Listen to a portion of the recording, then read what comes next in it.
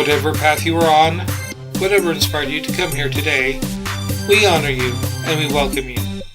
And now, our message.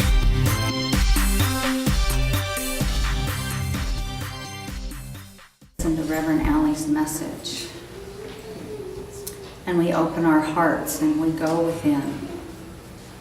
And we discover those aspects within ourselves, the loving kindness, being well, peaceful, at ease, happy.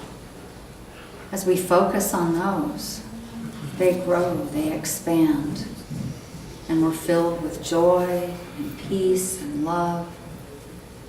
And that's what we're about here at Satya. Each one of us resonates with those aspects.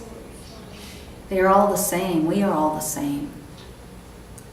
And we come together on Sunday mornings or at other times just to feel that oneness, that connection, that peacefulness, that ease. So let us be open to that this morning. Let us then go out into the world after the service today and express those qualities to everybody we meet, knowing that that's who we are. At the heart of us, at the core of us, that's who we are. So we make a place for those things to be expressed today, to be welcome and to express them as we move into the service, as we move into Allie's talk, and as we move into the rest of our lives. And so it is. And so it is.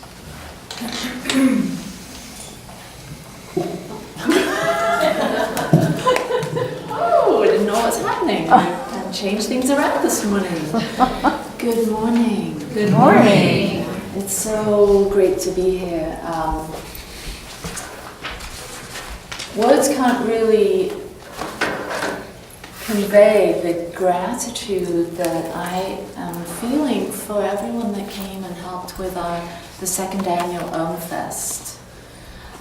For those of you that didn't attend, we had a Oneness Festival that included music and yoga and meditation and dance, and it was a festival that was fun for every age group, I feel. We offered a kids camp, we had fire circles and drumming and craziness and deep mindfulness. It covered everything. And I think that everyone was served. But most importantly, all of you that showed up to help, and I know some of you came 5 a.m. and stayed until dark. So thank you so much for helping. We couldn't have done it without your help. So did the kids go back already? Okay. Yeah. Jake, did you want to go back? Come on, Jake. Yeah, we have a great Empower program. Empower, INPOWER, youth program. And we have a lot of volunteers within our community that offer, that will actually teach a class or teach a particular craft or a concept, a meditation. And so our kids are learning what we are learning in here too. We always base the theme for the Empower program on the monthly theme that we're exploring. So this month, our theme for October is compassion. And this being the 4th of October is the first Sunday of the month. And I always find it really interesting, the coincidences that happen with my talk titles and the themes that I select for the months. Because I selected these themes almost a year ago. And so for this month to have the theme of compassion, and for us to be starting it today, is quite interesting because the Om Fest, which we are the sponsor of, was a oneness festival, and in the word compassion is both Om and passion. And so passion for oneness, And so I always look for those little things that tie things together and make sense to me. Maybe I'm reaching, maybe that's a stretch, but I see that as a sign from the divine, a sign from the universe that we're on the right track. And everything's lining up like that. So compassion. For my talk for today, I studied the beautiful teacher Amma. Has anyone heard of Amma? A-M-M-A? A few of you. She's known as the hugging saint. She's a Hindu. She's primarily based in India, but she travels around the world. And I found, as I studied for this theme of compassion, her being somebody that was so significant, had so many incredible things that we could look at in her life, that we could possibly explore and see how we can become a living blessing like she is. She was born in India, and she's actually 63. And she said in an interview, when someone asked her, what is it that woke you up to this compassionate way of life, compassionate service? Why is it that your whole life has been about serving humanity? Seva, S-E-V-A, selfless service. What is it that made you love humans so much? And she's got quite a sense of humor, and if she speaks English, I haven't heard her speak English, but she understands English, so she works with a translator, and she'll listen to the interviewer who's asking her questions in English, but then she will then speak in Indian to her translator, who will then speak back in English. So, but her sense of humor comes through as she's explaining her answers. She said that growing up in India, she grew up on the coast, and she grew up in a village that all of the buildings were made of leaves, of palm fronds and that kind of structure. All were made of plant material. And it was her job in her family as a very young girl to go around to all of the homes, and she said there was probably about 60 families that she visited throughout the week. And it was her job to go and pick up all of the scraps, all of the peelings from the vegetables and things that we use throughout the day for cooking. And it was a fishing village, so it was, just to give you an idea of the location. So she's in this fishing village picking up scraps every day and bringing them back to her family, because her family raised cows. And in India, cows are very they're sacred, they're revered. And so it's everything is a bit different than how we grow up, how we're raised in this country and in my country, England. Although we love cows, right? So she would gather up these scraps and bring them back to her home. And so she did this for years. So she had a real understanding of what was going on in the village. She got to go into households where some people, and they're all pretty much the same socioeconomic demographic. And what made it interesting for her was some homes were really happy and really prosperous, meaning that there seemed to be enough to go around. The parents were happy, the children were happy. And then there were those homes where it wasn't that way. Then where there was absolute poverty, where some weren't being fed, there wasn't enough to go around. And so she started to ask herself, why is that? She couldn't make sense of it. And in her childlike way, she found that there was something within her. And just to step back a minute, have you heard of the term avatar? Mm-hmm. An avatar, some say, is someone that's born awakened, that's born already awake to a greater connection to their divine, to who and what they truly are. And I believe she was one of those people. And so she, in her childlike way, took on that suffering. She couldn't bear that there was a God or something in the universe that would allow that to happen, that it would allow some to be so impoverished and whilst others weren't. And what was that all about? So she became very compassionate and empathetic. And this small girl that was raised in this community, in this culture. Now imagine this time, in India those days, the men ruled and the women were subservient. And she says that women were raised to not speak above a tone or a volume where the walls could hear. Where if a man entered the room, a little emotional, if a man entered the room, you had to stand up. So she was being raised in this community where women were really, they had to play a very specific role, and likewise the men had to hold a specific role here. So I have compassion here for both the men and the women being conditioned in those roles. Can you imagine that today?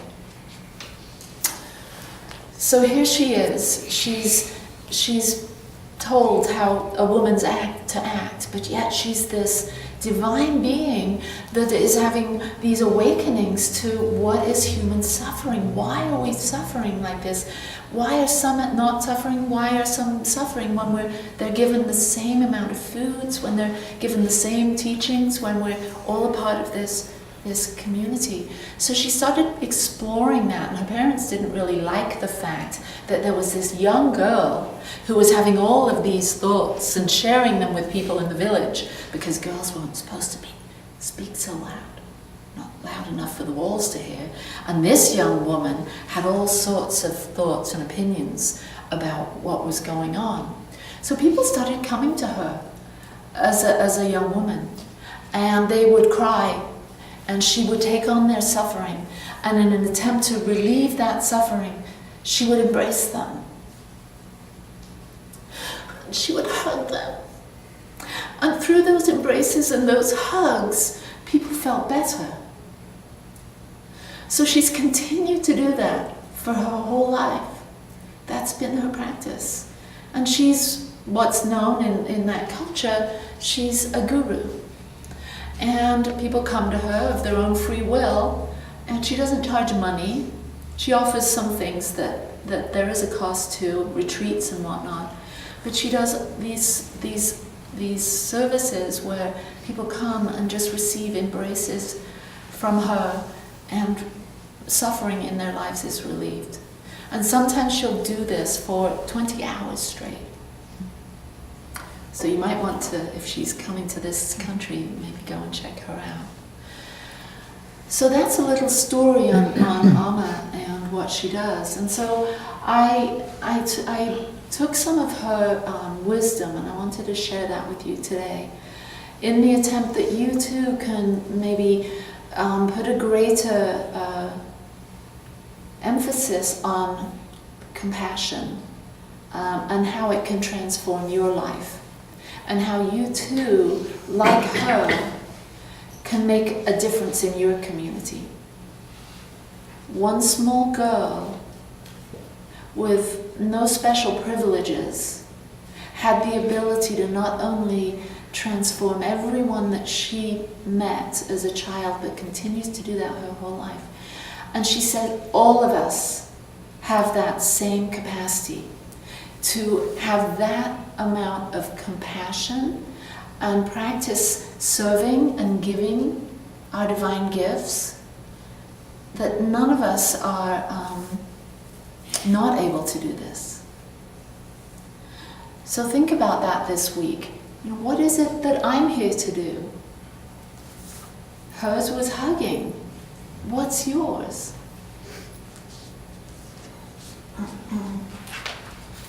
Okay.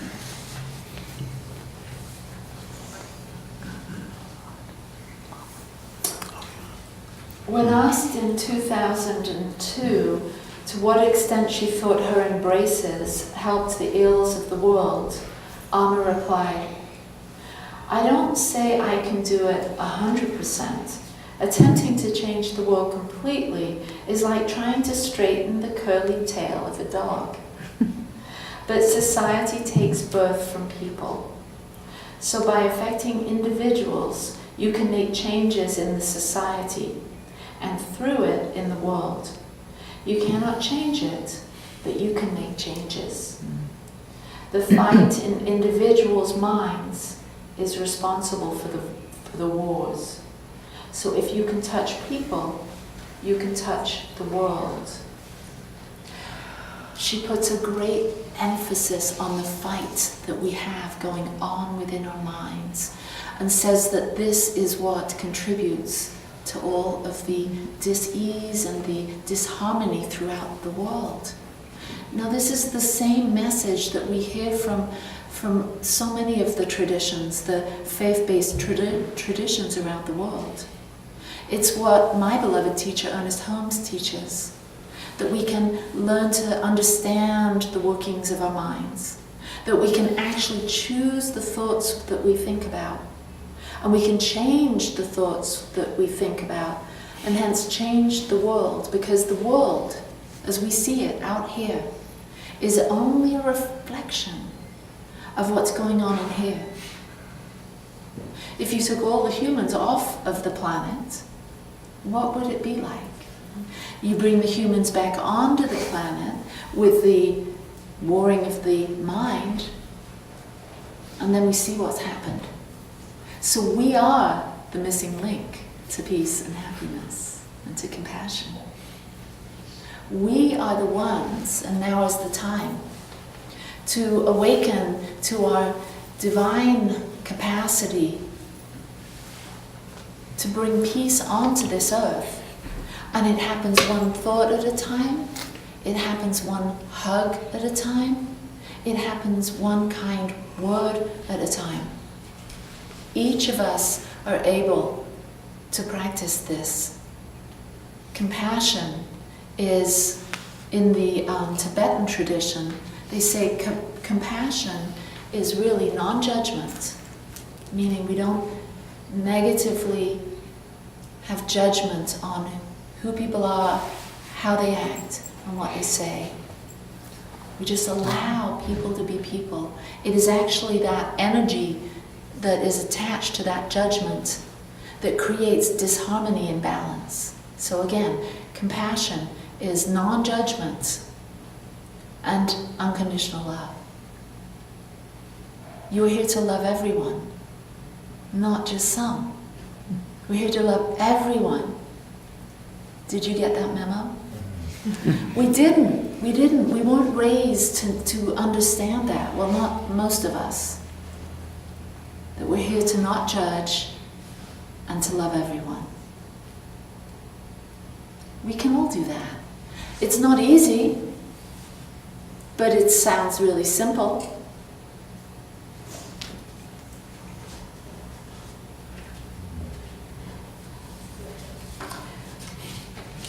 Amma says that compassion is the most important factor in life. She says compassion is the first step. If we can take that step courageously, without fear, then everything follows spontaneously. She's giving us some wisdom here. This is an avatar, someone that's awakened. So when she says a simple sentence, we could take that sentence and ponder it for a lifetime to extract the spiritual teachings behind it and from it. So I'm going to say it again. If we can take that step courageously without fear, then everything will follow spontaneously.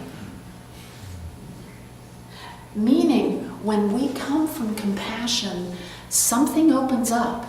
The invisible laws of the universe, the way life is, something spontaneously happens and life opens up and becomes easier becomes more beneficial for us in all areas.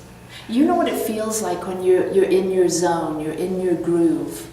I paint, so when I'm painting, I feel this way. But you know what that is. Whatever it is that you love to do, where you feel in that zone, in that space, that's how it feels when the universe is working for you.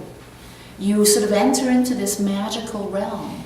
Well, compassion is a key. When you act kindly, when you have sympathy, empathy for people, when you do loving acts, when you take care, when you volunteer, when you serve, all of those things, when you give back, that opens up the universe to provide, to sort of pave your way.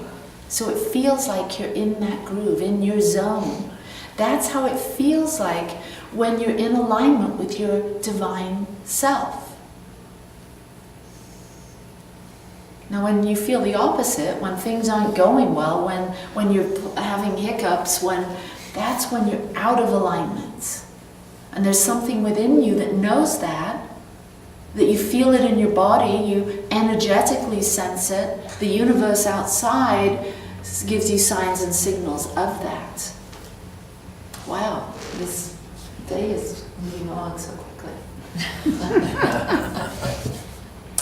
So this whole month we're going to be talking about compassion. And I'm really excited to delve into some really amazing practices. There's a group out of Stanford University called CARE, and it's Compassion and Altruism Research and Education.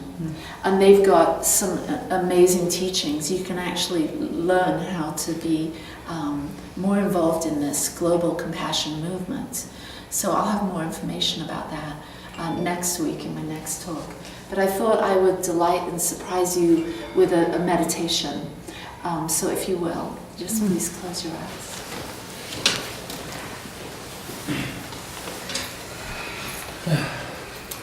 So this is a very special meditation. And I've combined some of the teachings from Amma, the metta meditation from Buddhism. It's the loving kindness meditation. So just relax and settle in and open your heart and open your mind and breathe. There is love and wisdom and power and beauty right here. Just simply tune into it now. Tuning into love. Feel it. You know what love feels like. Tuning into wisdom. You know what wisdom feels like. Tuning into power. You know what it feels like to be sitting and standing and expressing yourself powerfully. And tuning into beauty. You experience beauty every day. Our world is always showing up as beautiful sunsets, sunrises, the full harvest moon, the grass blowing in the wind, the rain, the snow, the ocean, all of the wildlife with its abundant medicine for us. We live in a world full of gifts and beauty. Tune into that now, breathing in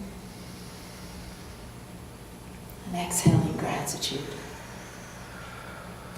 Compassion is a choice. Make a choice now for compassion. Compassion is a decision. You can choose to help others. You can choose to serve humanity. As you help those in need, selfishness will fall away. And without even noticing, you will find your own fulfillment. When love overflows and is expressed through every word and deed, we call it compassion. That is the goal of religion. We can learn to love everyone equally, because in essence, we are all one. One Atman, one soul. Each and every living being in nature is part of God's body. Just as food and sleep are necessary for the body, spiritual understanding is needed for a healthy mind. Keep the child within alive. The child never tires of hearing the birds sing and never gets bored at looking at flowers. Be content and happy with whatever comes to you. The more you give, the more your heart is filled. Love is a never-ending stream. Feel your prayers, feel your mantra, and you will feel God. Our highest, most important duty in this world is to help our fellow beings.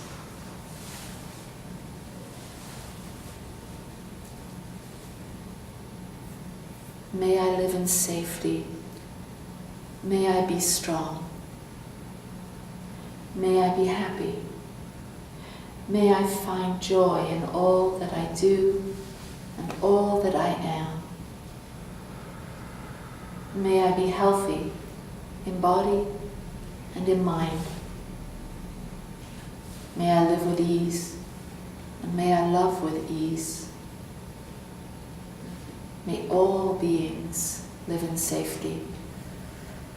May all beings be strong. May all beings be happy.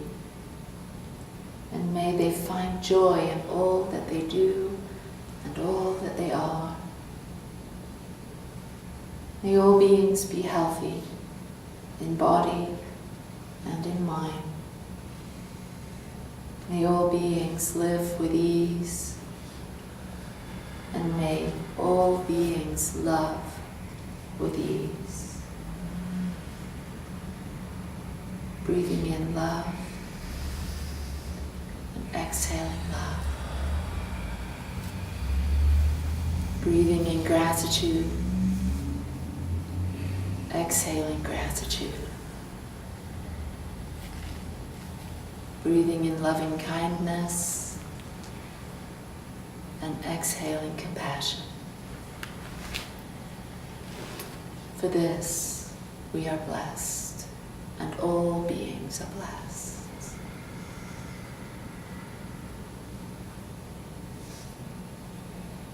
And so it is. Namaste.